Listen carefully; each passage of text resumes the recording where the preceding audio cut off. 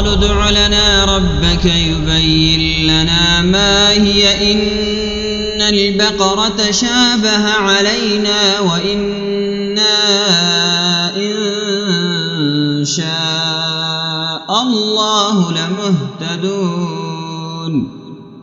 ترجمہ، اس کا مطلب یہ ہے کہ لوگ اپنے نبی سے کہہ رہے ہیں کہ اپنے رب سے پوچھیں اور ہمارے لیے دعا کریں کہ وہ ان کو یہ واضح کرے کہ گائے کون سی اور کیسی ہونی چاہیے، کیونکہ ان کو اس بارے میں شک ہے۔ وہ یہ بھی کہہ رہے ہیں اگر اللہ نے چاہا تو صحیح راستہ بھی پائیں گے۔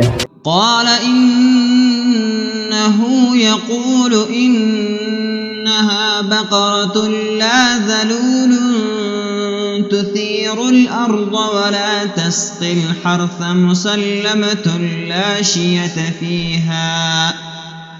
قالوا الآن جئت بالحق فذبحوها وما كادوا يفعلون۔